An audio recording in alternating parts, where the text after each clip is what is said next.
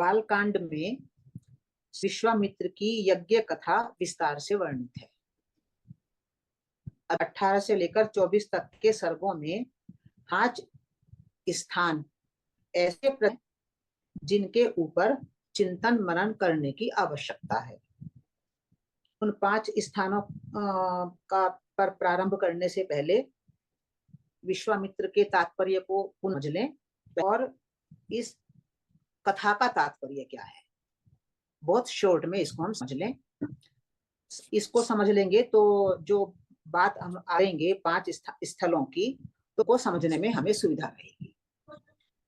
विश्वामित्र शब्द को देखें, शब्द 2 शब्दों से मिलकर बना है, एक है विश्व और दूसरा है मित्र। तो इसका अर्थ है सबके साथ मैत्रीपूर्ण होना। विश्वामित्र यानी ऐसा मन जो सबके साथ मैत्रीपूर्ण हो जाए। मैत्री का अर्थ है प्रेम। मन जो सबके साथ मैत्रीपूर्ण हो जाए अथवा जो सबके साथ प्रेम पूर्ण हो जाए। अब सबके साथ मैत्रीपूर्ण होना या प्रेम पूर्ण होना कोई साधारण बात तो नहीं है, बहुत कठिन बात है। पर जो मन चाहता है ऐसा, जिसके अंदर ये इच्छा प्रगाढ़ है कि मैं सबके साथ प्रेम पूर्ण हो जाऊं, मैत्रीपूर्ण हो जाऊं, तो वो इस दिशा में प्रयास भी करता है। फिर बहुत सारे प्रयास करता है, पर कथा ये कह रही है कि बहुत सारे प्रयास करने के बाद भी जो ये मन है, सबके साथ मैत्री चाहने वाला जो ये मन है, ये अपने अनुष्ठान को, सबके प्रति मैत्री पूर्ण होने के अनुष्ठान को बार बार करता हुआ भी पूरा नहीं कर पाता है। कथा में कहा गया है कि वे बार बार अनुष्ठान करते हैं और बार बार 2 राक्षस आकर विघ्न उपस्थित कर देते हैं। तो 2 राक्षस होते हैं हमारे मोह और हम अहंकार। अभी हम अपने आप को शरीर मानकर चल रहे हैं, तो जब हम अपने आप को शरीर मानकर चलते हैं तो 2 राक्षस हमारे भीतर के ऐसे हैं, मोह और अहंकार, जो बहुत प्रयास करने के बाद भी हमें सबके साथ मैत्रीपूर्ण प्रेमपूर्ण नहीं रहने देते। कैसे कैसे हमारा अनुष्ठान पूरा हो, सबके साथ मैत्रीपूर्ण होने का, प्रेम पूर्ण होने का हमारा अनुष्ठान पूरा कैसे हो? तो ये कथा में कहा गया है कि राम को अपने साथ लाना होगा। और हम बार बार कह चुके हैं कि राम का अर्थ है आत्मज्ञान में स्थित हो जाना। आत्मज्ञान में स्थित होने का अर्थ है कि अपने आप को आत्मा समझते हुए अपने शरीर को एक उपकरण समझना और उपकरण की तरह इस शरीर का यूज करना, स्वयं मालिक बनना इस शरीर का और शरीर को एक उपकरण समझकर सारे काम करना। यह है आत्मज्ञान। तो आत्मज्ञान को अपने साथ रखेंगे हम, तब ही जो हमारा यज्ञ है, अनुष्ठान है, सबके प्रति प्रेमपूर्ण होने का, सबके प्रति मैत्रीपूर्ण होने का, वह हो सकेगा। जब तक हम आत्मज्ञान में स्थित नहीं होंगे, अर्थात राम को अपने साथ नहीं रखेंगे, तब तक हमारा जो ये अनुष्ठान है ये पूरा नहीं हो सकता। तो विश्वामित्र की इस कथा में 2 बातें बताई गई हैं। एक बात, विश्वामित्र एक बहुत ऊंची चेतना है, एक बहुत श्रेष्ठतम मन है। हम जैसे लोग कहाँ चाहते हैं सबके प्रति हमारी मैत्री बनी रहे, सबके साथ हम प्रेमपूर्ण बने रहें। हमारे अंदर ये विचार अभी पैदा नहीं हुआ शायद इतनी प्रगाढ़ता से। तो जिस मन के भीतर प्रगाढ़ता से ये विचार पैदा हो जाए कि मुझे सबके साथ प्रेमपूर्ण होना है, तो इस मन को तो बहुत श्रेष्ठतम मन ही कहा जाएगा। और यह श्रेष्ठतम मन बहुत ढेर सारी विशेषताओं से युक्त होता है। उन विशेषताओं का वर्णन कथा में किया जा रहा है। कथा में बताया जा रहा है कि विश्वामित्र जो मन है, विश्व के साथ मैत्री चाहने वाला जो हमारा मन है, वो बहुत सारी विशेषताओं से युक्त है। वे विशेषताएं कौन कौन सी हैं, अब इनका वर्णन कथाओं के माध्यम से किया जा रहा है। कथाएं सीधे सीधे नहीं बताती हैं हमें किसी बात को, वे काव्यात्मक शैली का प्रयोग करती हैं। पूरी रामायण में की शैली है वो काव्यात्मक है या कहें प्रतीकात्मक है। तो हम पिछड़ रहे थे, 5 स्थान ऐसे आए जिनके विषय में हमें विस्तार से समझ लेना चाहिए। तो अब एक एक करके इन 5 स्थानों को लेते हैं। इसमें से पहले स्थल को लेते हैं। जब दशरथ कह रहे हैं कि मैं राम को नहीं भेज सकता, तब वशिष्ठ जी ने कहा था कि आप चिंता मत करें, आप विश्वामित्र के साथ राम को भेज दीजिए। क्यों? उन्होंने एक बात कही थी कि जो ये विश्वामित्र हैं, इनके पास बहुत सारे अस्त्र शस्त्र हैं, इसलिए आप बिल्कुल निसंकोच होकर राम को भेज दीजिए। अब प्रश्न ये उठा था कि विश्वामित्र के पास जो अस्त्र शस्त्र हैं, उनके विषय में जो कथा कही गई है, बस उस कथा को हमें समझना है। वहां कहा गया था कि प्रजापति दक्ष की 2 कन्याएं हैं, एक का नाम है जया और एक का नाम है सुप्रभा। इनका विवाह प्रजापति कृशाश्व से हुआ, जिससे उन्हें 100 श्रेष्ठ पुत्रों की प्राप्ति हुई। कृशाश्व को कहा गया है ये प्रजापति हैं, और इनकी 2 जो पत्नियां हैं जया और सुप्रभा, वे प्रजापति दक्ष की 2 कन्याएं हैं। तो कथा में ये कहा गया कि जो ये कन्याएं हैं, इन्होंने 100 पुत्रों को प्राप्त किया, और वे जो 100 पुत्र हैं वे अस्त्र शस्त्र हैं।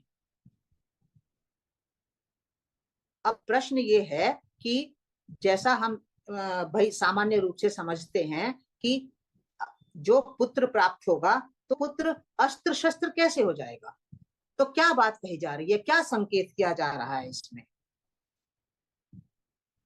तो ये जो कथा है ये प्रतीकात्मक है, सामान्य कथा नहीं है, और कुशल मन से संबंध रखती है। कुशल मन यानी हमारा एफिशिएंट माइंड।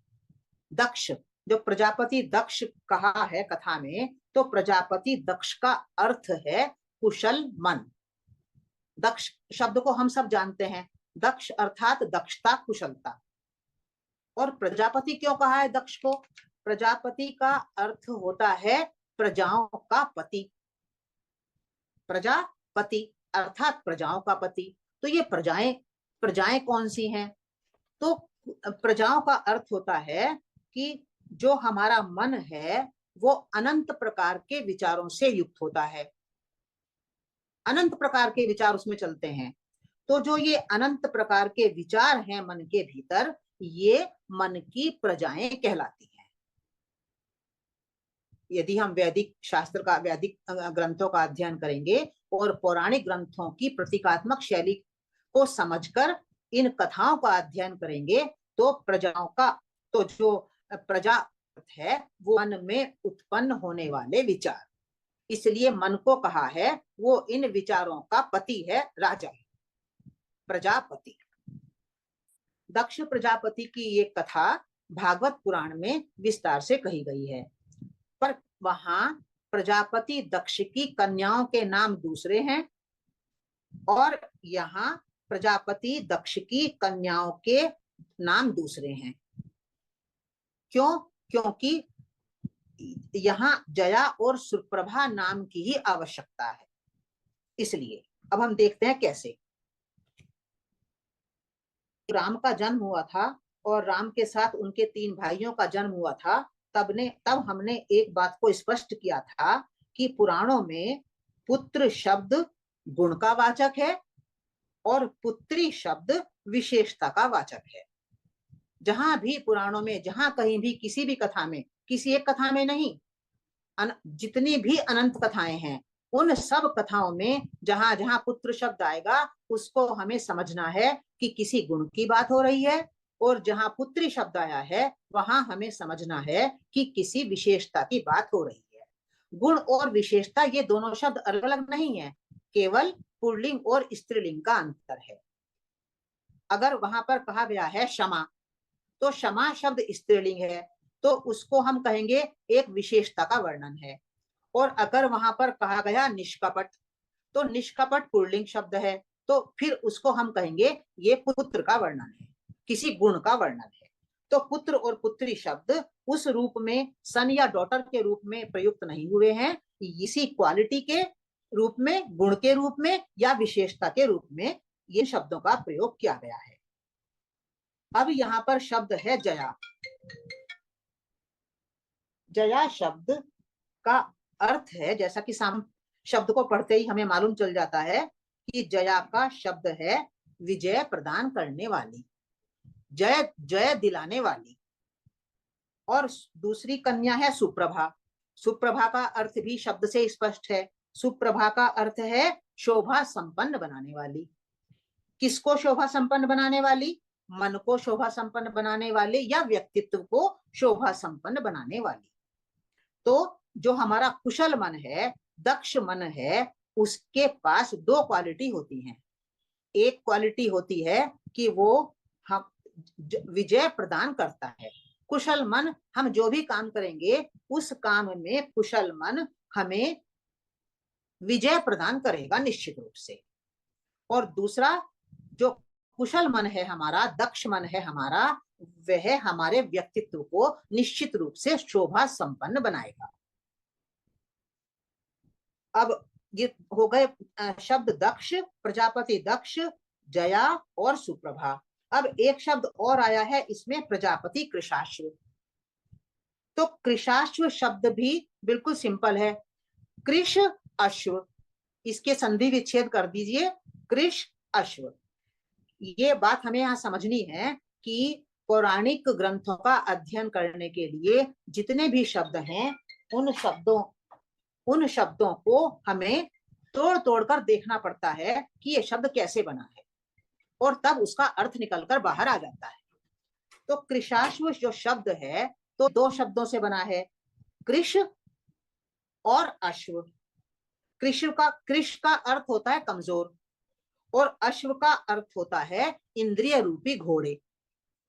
तो इंद्रिय रूपी घोड़े जब कमजोर हो गए हों तो उसको हम कहेंगे कृशाश्व। तो इंद्रिय रूपी घोड़ों के कमजोर होने का तात्पर्य क्या है?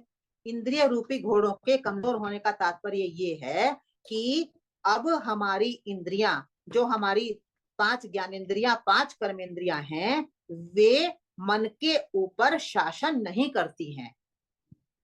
इसका उल्टा मन ही इन इंद्रियों के ऊपर शासन करता है। तो जब हमारा मन इंद्रियों के ऊपर शासन करने लगता है तब उसे कहा गया है, उस मन को, कि ये कृशाश्व है। इसके इंद्रिय रूपी घोड़े कमजोर हो गए हैं, अब ये अपनी मनमानी नहीं करते मन के ऊपर। फॉर एग्जाम्पल, मान लीजिए अब ये जिह्वा कह रही है कि मुझे रसगुल्ला खाना है, मैं डायबिटीज की पेशेंट हूँ, तो मेरी जो इंद्रिय है प्रबल होकर मेरे मन को दबा देती है और मैं रसगुल्ला खा लेती हूँ। तो ये हो गया कि हमारा मन इंद्रिय ने दबा लिया है। पर यदि इंद्रिय ने कहा मुझे रसगुल्ला खाना है, मन ने कहा नहीं, आप डायबिटीज के पेशेंट हो, आपको रसगुल्ला नहीं खाना है, और नहीं खाया, तो इसका तात्पर्य ये हुआ कि मन ने जो हमारी स्वाद इंद्रिय है उसके ऊपर शासन कर लिया है। तो कृशाश्व शब्द का अर्थ है कि हमारा वह मन जिसने इंद्रियों के ऊपर आधिपत्य स्थापित कर लिया हो। अब सबको इकट्ठा कर लें, दक्ष मन, कुशल मन, एक हो गया कुशल मन जिसकी 2 कन्याएं हैं, जया और सुप्रभा।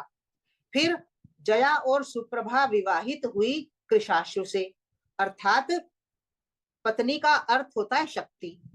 तो मन को एक शक्ति मिल गई, एक एक्स्ट्रा शक्ति और मिल गई कि मन ने इंद्रियों के ऊपर नियंत्रण स्थापित कर लिया है।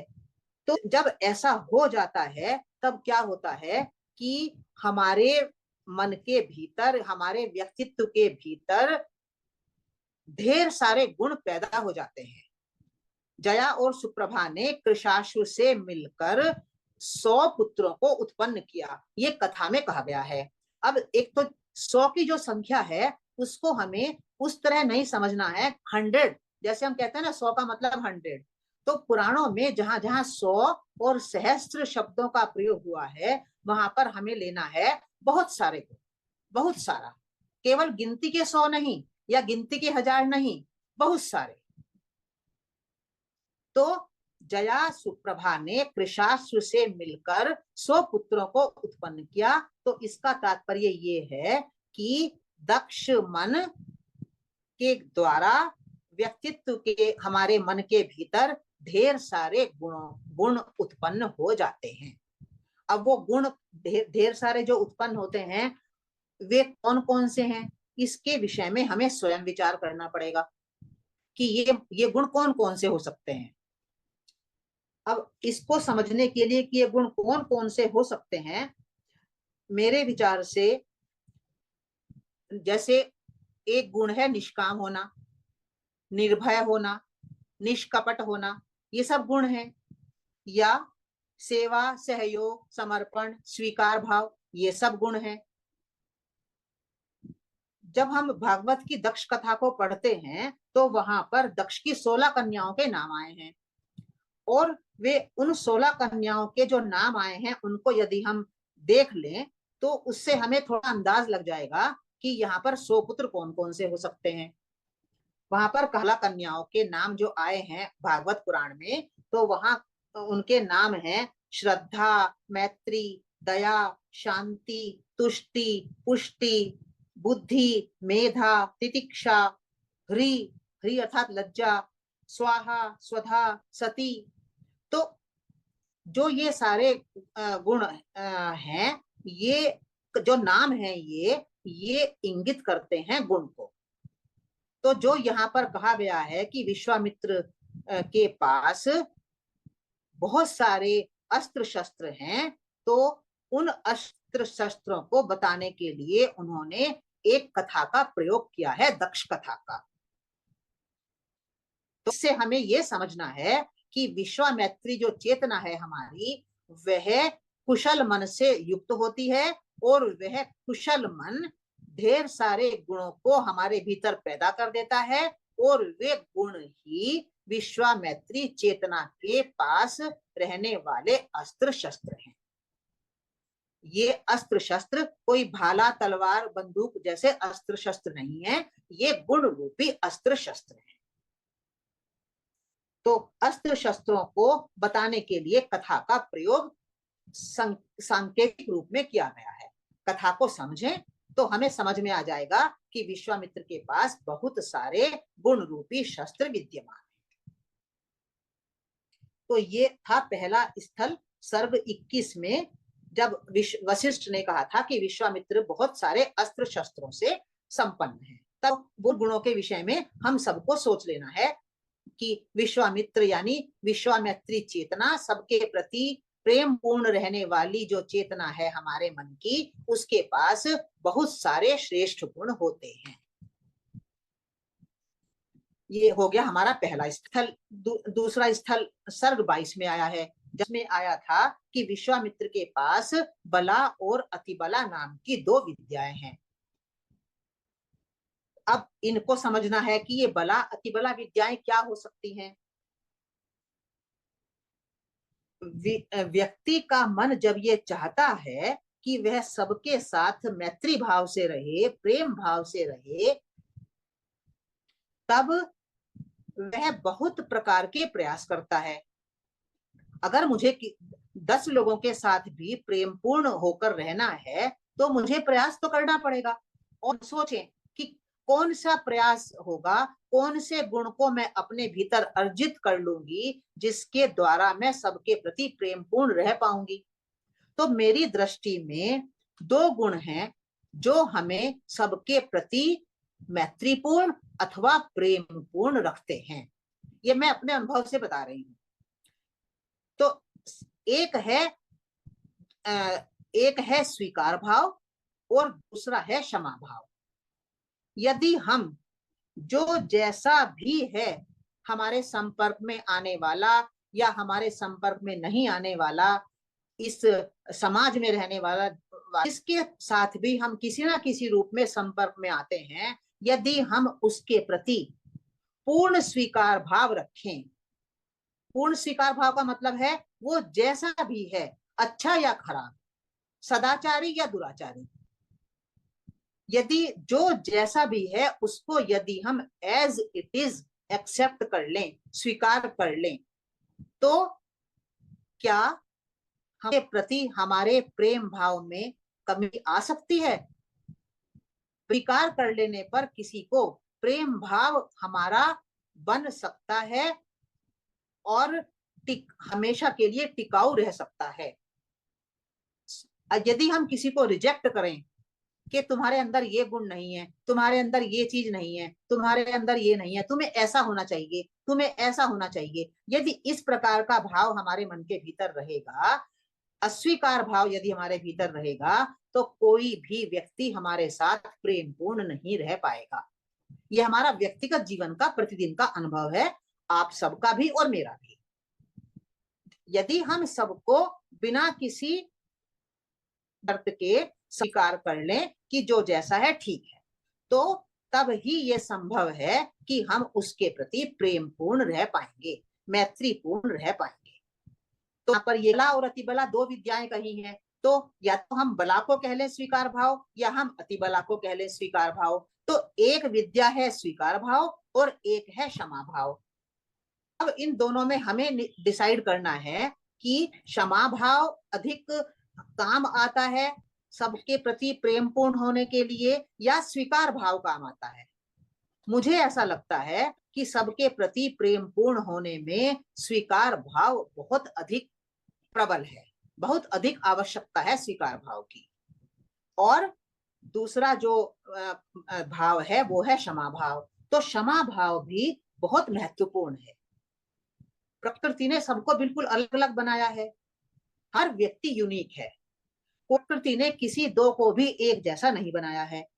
तो फिर जब प्रकृति ने ही बनाया है सबको अलग अलग, तो फिर जो जैसा है और वो कुछ गलतियां भी करता है तो हम उसको क्षमा कर दें। अब मान लीजिए मेरा स्वभाव है कि मैं कोई बात कहती हूँ तो उसको धीरे से कहती हूँ, मेरा जो टोन है बोलने का वो धीमे रहता है। पर कोई व्यक्ति है जो बहुत ऊंचा बोलता है, अब मुझे उसका ऊंचा बोलना बार बार बुरा लगता है। तो ऊंचा बोलने का उसका स्वभाव है, उस स्वभाव को समझकर हम उसको उसकी किसी भी गलती के लिए, उसकी किसी भी त्रुटि के लिए यदि क्षमा कर दें उसको, तो भी हमारा प्रेम भाव, हमारा जो मैत्री भाव है वो इंटैक्ट रहेगा, बना रहेगा, उसमें कोई बाधा नहीं आने वाली है। तो यहाँ पर जो दो विद्याएं कही गई हैं, बला और अति बला, तो मेरे विचार से वो संकेत कर रही हैं कि यदि व्यक्ति अपने भीतर इन दो भावों को, स्वीकार भाव को और क्षमा भाव को अच्छी प्रकार से ग्रहण कर ले, तो वो सबके प्रति प्रेम पूर्ण होने में, मैत्रीपूर्ण होने में पूरी तरह समर्थ हो सकेगा। अब ये दो विद्याएं जो बला और अति बला हैं, तो क्या हम अपने मन से ही लगा लें कि ये स्वीकार भाव है, क्षमा भाव है? हम अपने मन से कुछ नहीं लगा सकते। संकेत किया गया है कथा में, यहाँ पर 5 बातें कही गई हैं कथा में, कि उन 5 बातों को यदि हम समझेंगे तब समझेंगे कि हमने इनका अर्थ स्वीकार भाव और क्षमा भाव क्यों लिया है। वहां कहा गया है कथा में कि इन शक्तियों के प्रभाव से, या कहें विद्याओं के प्रभाव से, व्यक्ति श्रम का अनुभव नहीं करता। कथा में लिखा गया है ऐसा। फिर लिखा गया है कि इन विद्याओं के प्रभाव से ज्वर नहीं होता। तीसरा लिखा गया है कि इन विद्याओं के प्रभाव से रूप का विपर्य नहीं होता, अर्थात रूप बिगड़ता नहीं। चौथी बात लिखी गई है कि असावधानी की अवस्था में भी किसी राक्षस का आक्रमण नहीं होता। और 5वीं बात कही गई है कि भूख प्यास का कष्ट नहीं होता। ये 5 बातें वहां लिखी गई हैं कि यदि हमारे पास हो तो ये 5 बातें हमारे ऊपर घटित नहीं होंगी। मैंने कहा है कि जो बला और अति बला विद्याएं हैं, तो ये स्वीकार शक्ति हैं और क्षमा शक्ति हैं। ऐसा हमें समझ में आ रहा है। तो इसका तात्पर्य हम है कि यदि हमारे अंदर स्वीकार भाव होगा तो श्रम का अनुभव नहीं होगा। तात्पर्य क्या है इसका? स्वीकार भाव यदि हमारे मन के अंदर रहता है, क्षमा भाव यदि हमारे मन के अंदर रहता है, तो कोई भी व्यक्ति हमारे कांटेक्ट में आए कैसा भी, हमारे मन के ऊपर कोई बोझ नहीं रहता है।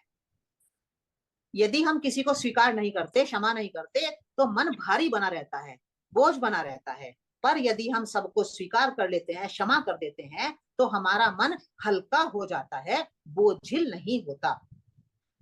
और जैसा मन होता है, शरीर उसके पीछे पीछे चलता है। कह ले कि शरीर मन का अनुवर्ती होता है। तो हम ये कहेंगे कि यदि मन हल्का है तो शरीर भी हल्का बना रहेगा, क्योंकि शरीर मन का अनुसरण करता है।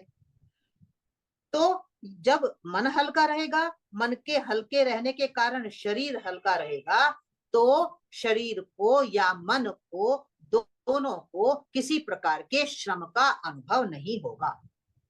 श्रम का अनुभव कब होता है मन को? जब मन थका हुआ रहता है, बोझिल बना रहता है, बहुत भारी होता है।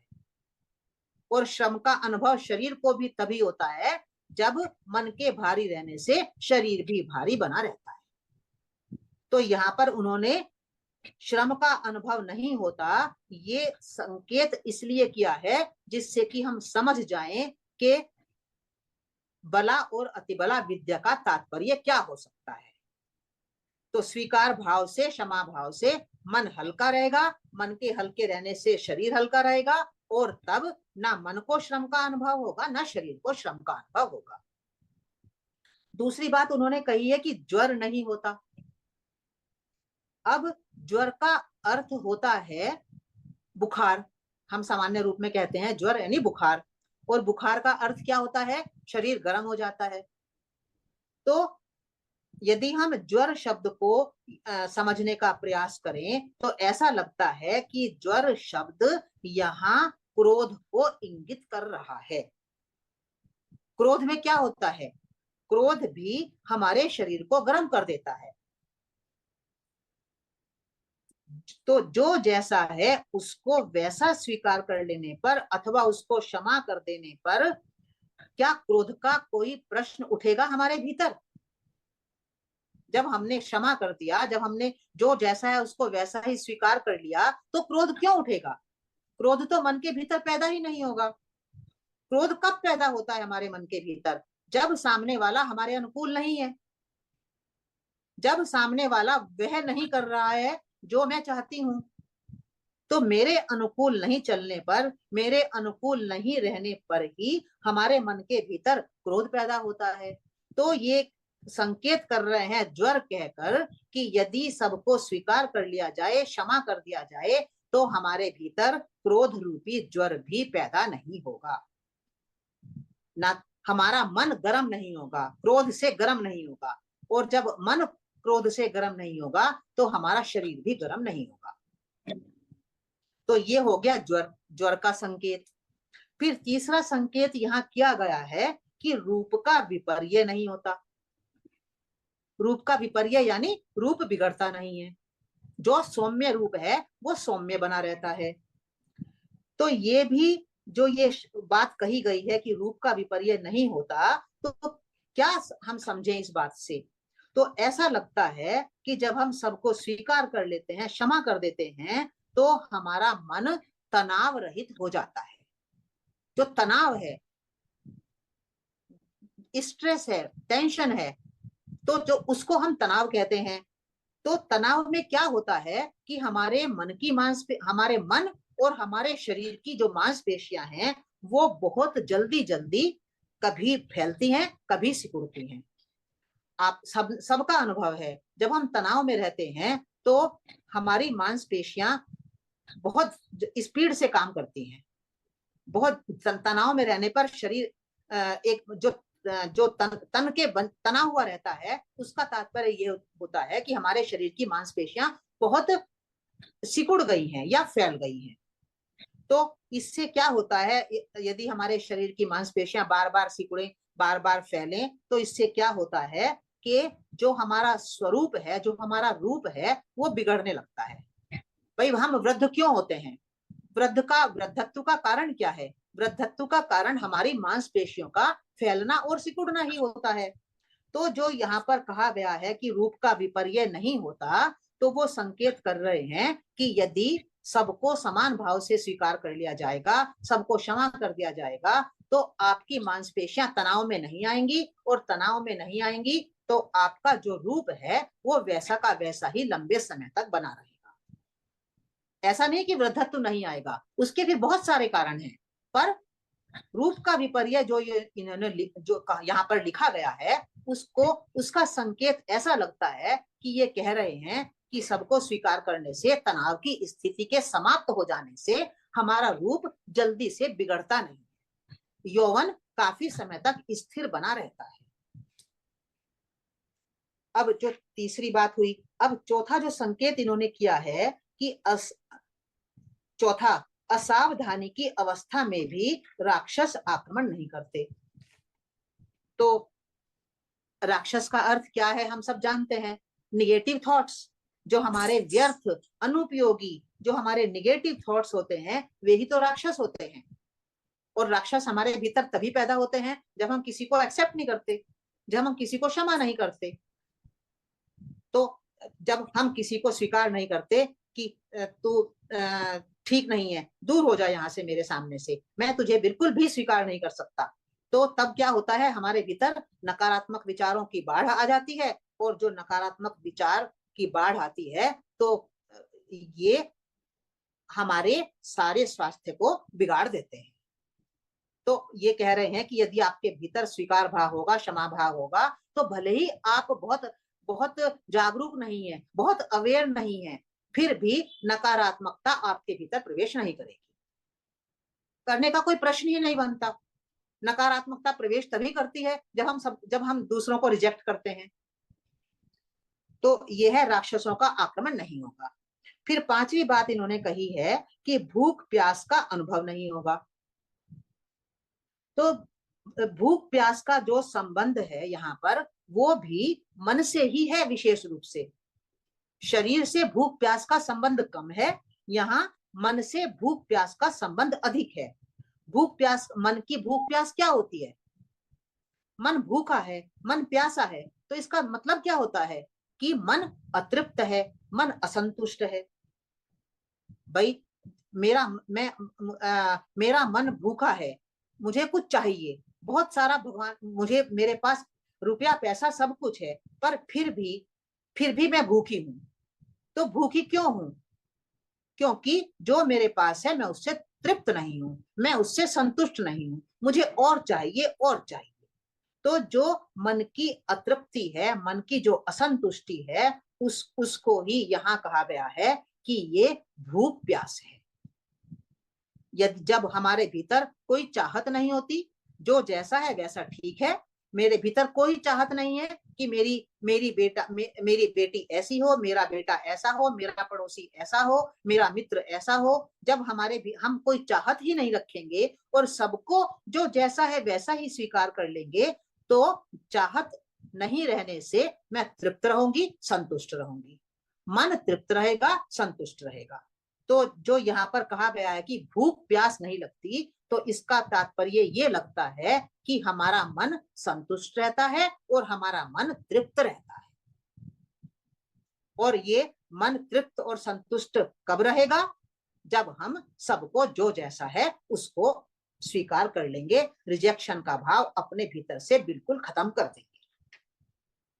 तो इस आधार पर जो ये दो विद्याएं हैं, बला और अतिबला, जिन्हें कहा गया है कि विश्वामित्र के पास दो विद्याएं हैं, बला और अतिबला, तो ऐसा लगता है मुझे कि जो हमारा मन सबके साथ प्रेम पूर्ण होना चाहता है, सबके प्रति मैत्री चाहता है, तो वो मन, ऐसा श्रेष्ठ मन, इन दो विशेषताओं से, स्वीकार भाव से और क्षमा भाव से सदा ही संयुक्त होता है। विश्वामित्री मन की ये दो महत्वपूर्ण विशेषताएं उसके भीतर विद्यमान रहती है। जिसके भीतर जो विद्यमान रहेगा उसे ही वो दूसरे को देगा। हमारे भीतर स्वीकार भाव रहेगा, हम और हम दूसरों को भी वही बांटेंगे कि भाई सबके प्रति स्वीकार भाव रखो।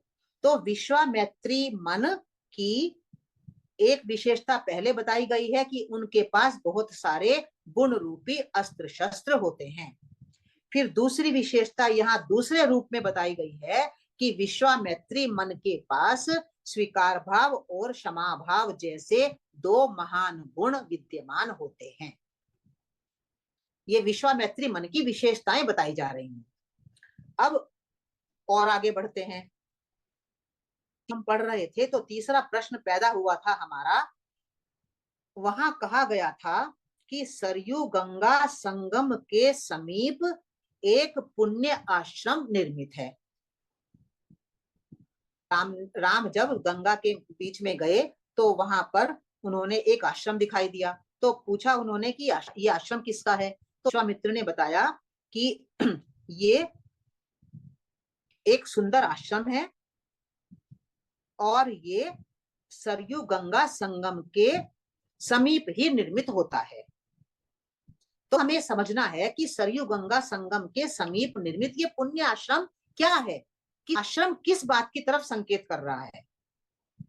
एक तो होता है आश्रम शब्द से हम ले लेते हैं जैसे आश्रम होते हैं जिसमें ऋषि मुनि रहते हैं। तो ये क्या वही आश्रम है या ये किसी और बात की तरफ संकेत किया जा रहा है यहाँ पर आश्रम से।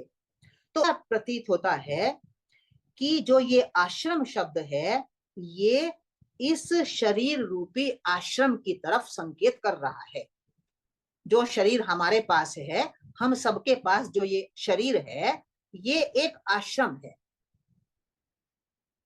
क्यों कहा है उन्होंने कि ये शरीर आश्रम है।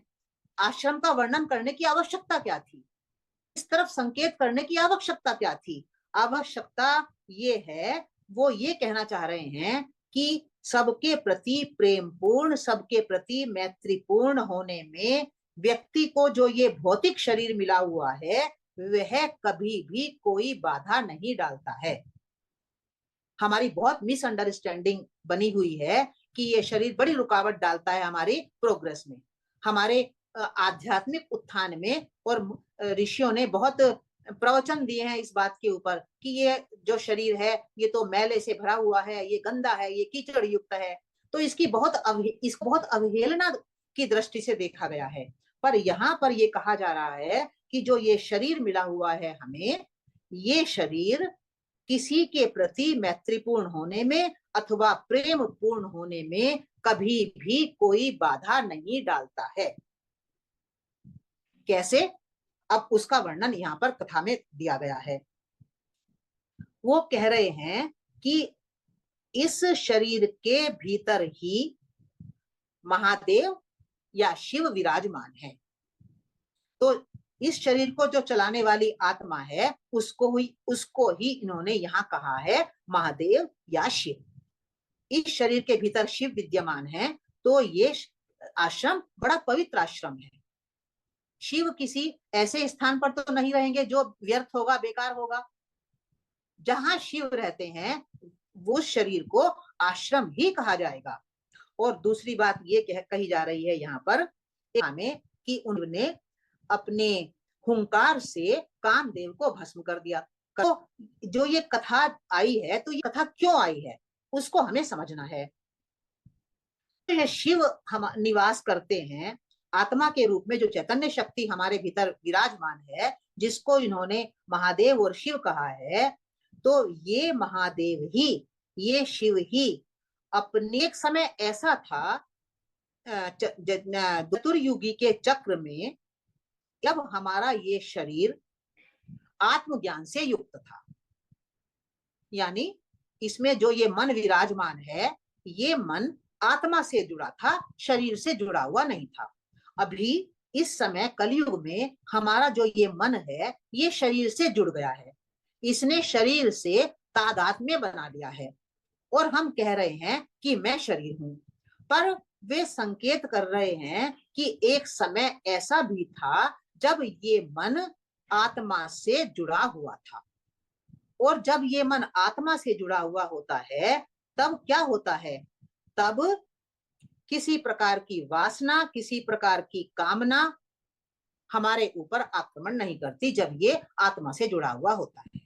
हमारा सबका अनुभव यही है, जब हम आत्म स्वरूप में होते हैं तब कोई कामना, कोई वासना, कोई इच्छा, कोई आशा हमारे ऊपर आक्रमण नहीं करती।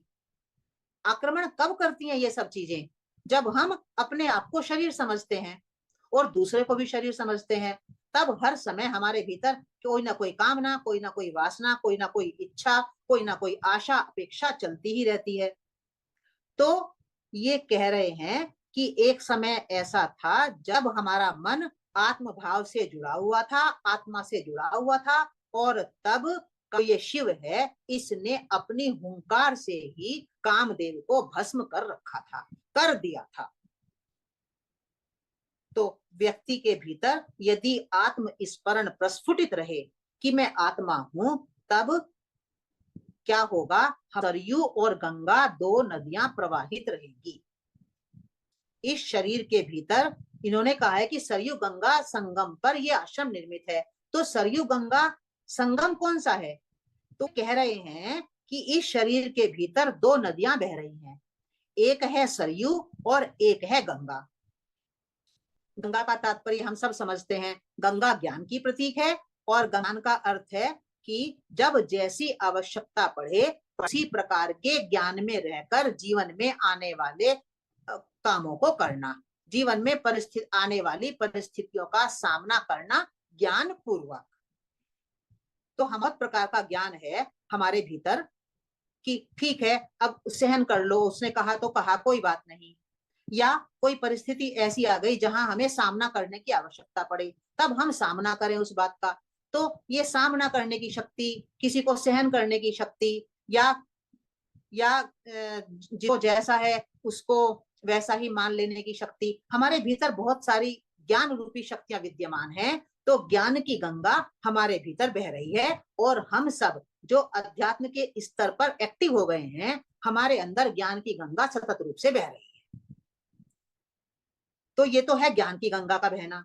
अब वे कह रहे हैं कि सरयू भी बह रही है हमारे भीतर। तो सरयू का मतलब क्या है? हमें सरयू शब्द को समझना है। तो ये सरयू शब्द है, ये बना है श्री। संस्कृत में एक धातु होती है श्री, श्री अर्थात सरति, सरति का अर्थ होता है बहना, और दूसरा एक सरयू। तो श्री से बना सरति अर्थात बहना, और एक है उ।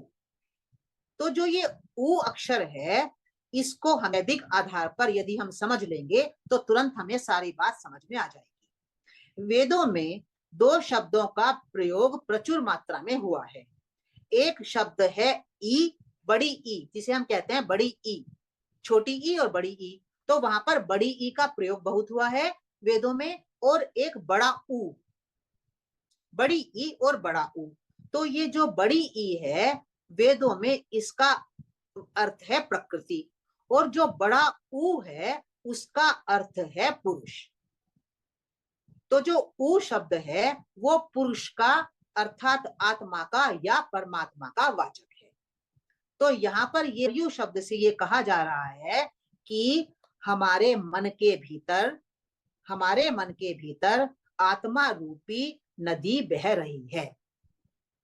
हम आत्मज्ञान में स्थित, हमारे भीतर आत्मा स्थित है। तो आत्मा स्थित है तो आत्म स्मरण हमारे भीतर विद्यमान है।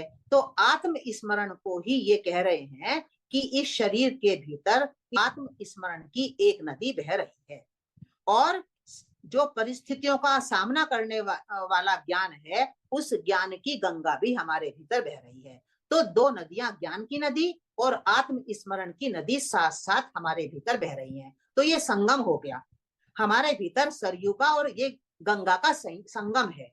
तो ये जो शरीर है हमारा, ये आश्रम है, इसमें आत्मा निवास करती है, और यहाँ ज्ञान की गंगा भी बह रही है, और यहाँ पर आत्म स्मरण की सरयू भी बह रही है।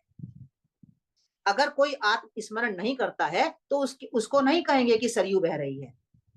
पर जो श्रेष्ठ मन है, यहाँ पर श्रेष्ठ मन कौन सा है? विश्वामित्री चेतना, जो सबके साथ प्रेम चाहता है, सबके साथ प्रेम पूर्ण रहना चाहता है, तो ऐसे श्रेष्ठ मन के अंदर आत्म स्मरण की नदी भी बहती है और ज्ञान की नदी तो बहती ही है। तो यहाँ पर जो कथा में कहा गया है कि सरयू गंगा संगम के समीप एक पुण्य आश्रम निर्मित है, तो उससे इस शरीर की तरफ ही संकेत किया गया है कि ये शरीर प्रेम पूर्ण होने में, मैत्रीपूर्ण होने में कभी भी बाधा नहीं डालता है। इसका हम सम्मान करें। गंगा को त्रिपथगा कहा गया है, अर्थात त्रिपथगा, इस शब्द को हम 3 में विभाजित कर दें। त्रि का मतलब 3, पथ का मतलब रास्ता और गा का मतलब गमन करने वाली। तो गंगा को त्रिपथगा कहा गया है। क्यों कहा गया है? कि ये 3 रास्तों से बहने वाली नदी है। अब 3 रास्ते कौन से हैं? पुराणों में इन 3 रास्तों का बहुत वर्णन है। तो 3 रास्ते हैं, पहला स्वर्गलोक, दूसरा मनुष्यलोक और तीसरा पाताल लोक। 6 कोशों की हमने चर्चा पहले थी। सबसे पहला है आनंदमय कोश, ऊपर से लेते हैं तो, दूसरा है हिरण्य कोश और तीसरा है विज्ञानमय कोश। तो जब ज्ञान इन 3 कोशों तक सीमित रहता है तब हम उसे कहते हैं कि ज्ञान अभी स्वर्गलोक में विद्यमान है। फिर विज्ञानमय कोश से नीचे का कोश है मनोमय कोश। जब ज्ञान की गंगा ऊपर के कोश से हमारे मन में उतरती है, या कहें जब ज्ञान ऊपर के कोशों से हमारे मन में उतरता है, तब उसे कहते हैं कि अब गंगा मनुष्य लोक में अवतरित हो गई है। ज्ञान का मन में उतरना, मनुष्य लोक में गंगा का उतरना है। फिर आगे बढ़ते हैं। जब ये गंगा और की गहराई में उतर जाती है, यह है चेतन मन, एक है हमारा गहरा अवचेतन मन। तो ज्ञान की गंगा जब चेतन मन से अवचेतन मन में उतर जाती है, तब उसे कहते हैं कि अब ज्ञान अवचेतन मन में चला गया है, और इसको कहा है पाताल लोक या रसातल। कई कथाएं आई हैं। सगर की कथा में कहा गया है कि रसातल में 60,000 पुत्र पड़े हुए हैं राजा सगर की। तो वे पुत्र कौन है? वे हमारे संस्कार हैं जो कि अवचेतन मन में पड़े हुए हैं। तो हमारे संस्कारों की सफाई तब होती है जब ज्ञान की गंगा हमारे मन से उतरकर अवचेतन मन में पहुंच जाए। जब तक ज्ञान अवचेतन मन में नहीं उतर जाता, तब तक हमारे संस्कारों का सफाया नहीं होता। तो गंगा को, ज्ञान रूपी गंगा को त्रिपथगा कहा गया है। जब तक ये गंगा सबसे ऊपर के कोश में रहती है, तब तक हमें कोई लाभ नहीं होता। वो गंगा स्वर्गलोक में विद्यमान है। पर जब ये नीचे उतरती है, हमारे मन में उतरती है गंगा, यानी ज्ञान हमारे मन में आता है, तो हमें बहुत लाभ होना शुरू हो जाता है, क्योंकि हम अपने जीवन को ज्ञान पूर्वक चलाने लगते हैं। पर फिर जब ये गंगा और गहराई में उतर जाती है, पाताल में या रसातल में चली जाती है, यानी ज्ञान अवचेतन मन तक चला जाता है, तब जो संस्कार हमारे मुक्ति में बाधक होते हैं, उन संस्कारों का भी विनाश हो जाता है। तो इसलिए गंगा को त्रिपथगा कहा गया है, 3 रास्तों से बहने वाली, अर्थात ज्ञान 3 रास्तों में विद्यमान होता है। जब ये सबसे ऊपर वाले स्तर पे विद्यमान होता है, तब ज्ञान का लाभ हमें नहीं होता। वह हमारे अंदर विद्यमान है, ये बहुत बड़ी बात है। फिर जब वो नीचे उतरेगा, मन में उतरेगा, तो हमारा जीवन सुंदर हो जाएगा। जब और नीचे उतरेगा ज्ञान, तब हमारा जीवन संस्कारों के नष्ट होने से, व्यर्थ की बातों के नष्ट होने से और सुंदर हो जाएगा। अब ये 3 स्थल हमारे हो गए। अब हम लेते हैं चौथे स्थल को। चौथा जो स्थल था हमको, ये था कि 2 जलों के टकराने से तुमुल ध्वनि हो रही थी, और राम ने पूछा विश्वामित्र से कि सरयू और गंगा के जल के टकराने से ये तुमुल ध्वनि क्यों हो रही है। ये हम इसको समझने का प्रयास करते हैं। विश्वामित्र ने कहा कि कैलाश पर्वत पर स्थित मानसरोवर से जो सरयू नदी निकली है, उस सरयू नदी का जल गंगा जी के जल में मिल रहा है, अतः 2 नदियों के जलों के संघर्ष से ही ऐसी भारी आवाज हो रही है जिसकी कहीं तुलना नहीं है। इसलिए राम तुम अपने मन को संयम में रखकर इस संगम के जल को प्रणाम करो। सर्ग 24 में ये बात आई थी। श्लोक थे 8वां, 9वां और 10वां। तो बात भी प्रतीकात्मक है। इस कथन को समझने के लिए हमें दो बातें समझनी है। सरयू को हमने समझ लिया है, और दूसरी बात है गंगा नदी, क्योंकि संगम तो दो नदियों का है, सरयू का और गंगा का। तो पहली वाली बात जब हम समझ रहे थे तब हमने सरयू को भी समझ लिया और गंगा को भी समझ लिया।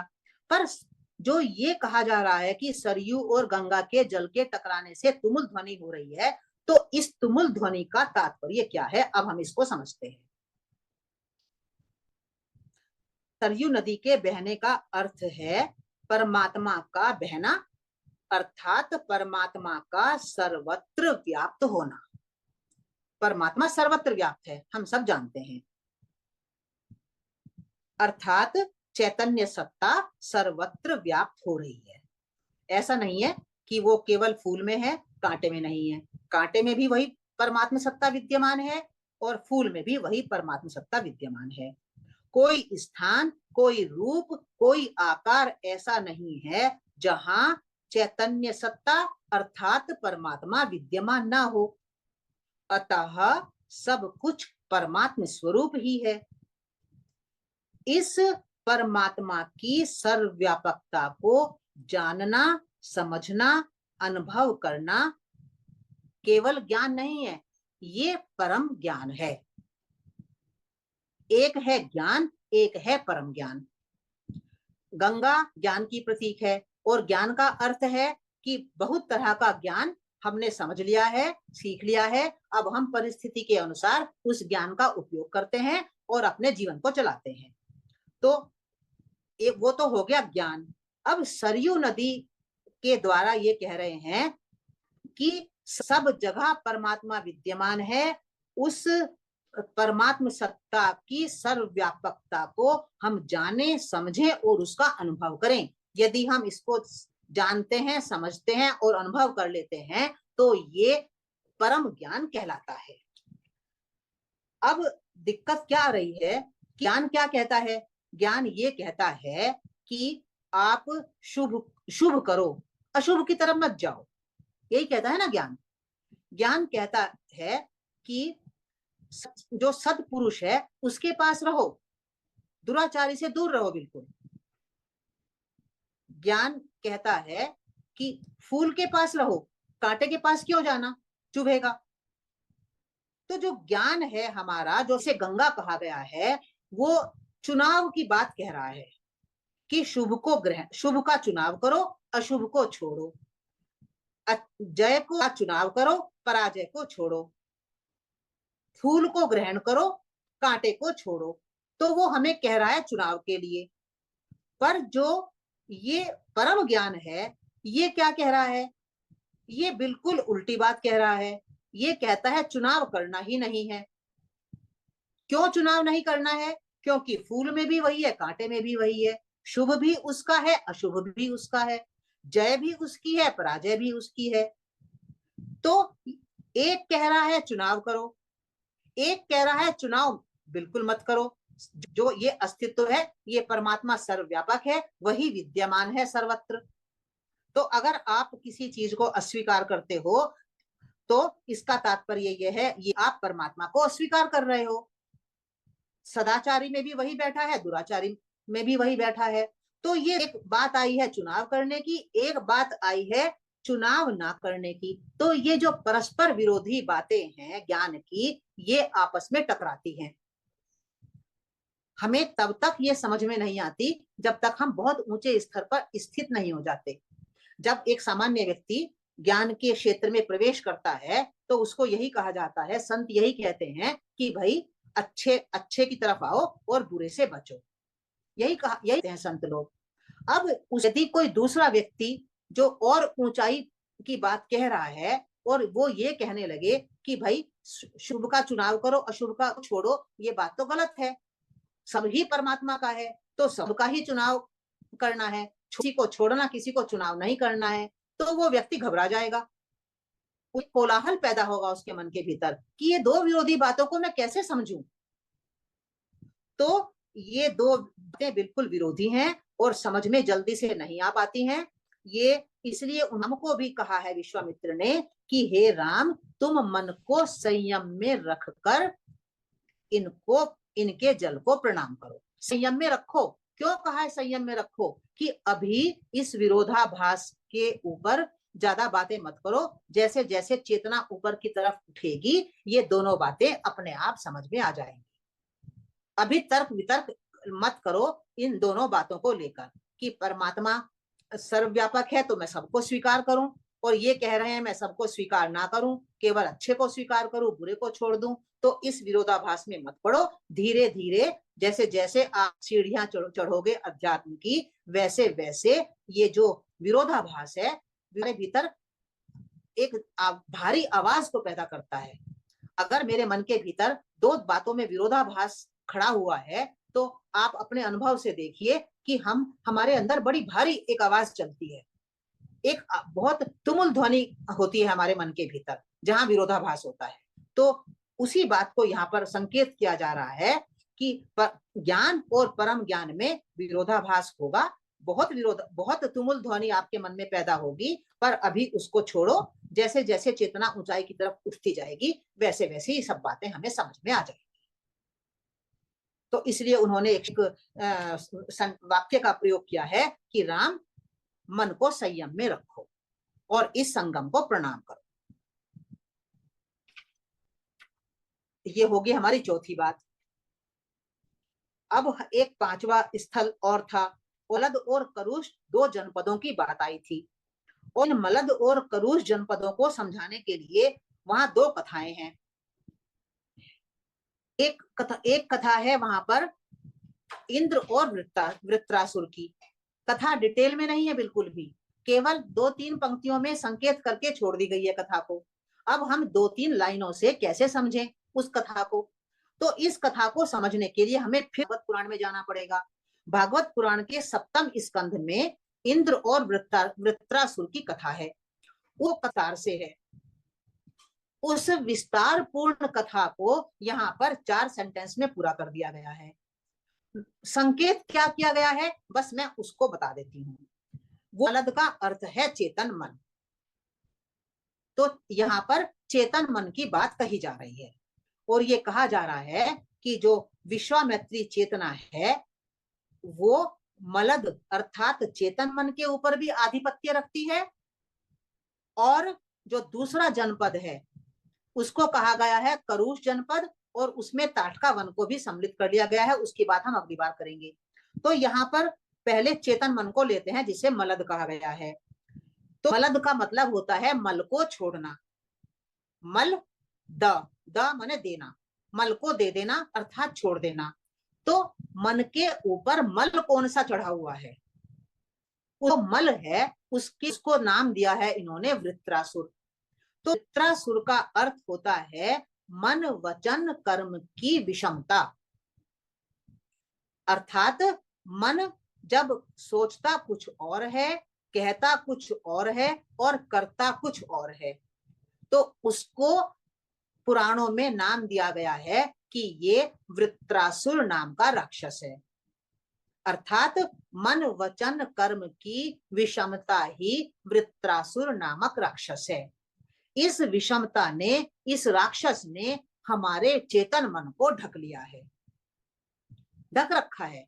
अगर हम अपने आप को बहुत ध्यान से देखें तो हम भी कोई इस मल से पीछे नहीं है। इस मल ने मन वचन कर्म की विषमता हम सबको ढक रखा है। हम किसी को कह देते हैं कि ये काम करेंगे और फिर जब करने का समय आता है तब हम मुकर जाते हैं। तो ये मन वचन कर्म की विषमता है। तो ये कह रहे हैं कि चेतन मन जब इस विषमता का त्याग कर देता है, अर्थात मन वचन कर्म की विषमता को जब हमारा चेतन मन छोड़ देता है, तब वो शुद्ध हो जाता है, निर्मल हो जाता है। तो ये जो निर्मल मन है, जो हमारे विश्वामित्री चेतना है, वो इस निर्मल मन से, इस शुद्ध मन से युक्त होती है। विश्वामित्री जो चेतना है, जो ये श्रेष्ठ मन है विश्वामित्र जिसे कहा गया है, उसकी 5 विशेषताएं उन्होंने बताई है कि विश्वामित्री मन बहुत प्रकार के अस्त्र शस्त्र रूपी गुणों से युक्त होता है, वो बला और अतिबला नामक शस्त्रों से युक्त होता है, इस शरीर को पवित्र आश्रम समझता है, ज्ञान के विरोधाभास के चक्कर में नहीं पड़ता है। विश्व में कहा है विश्वामित्री मन शुद्ध मन वाला होता है।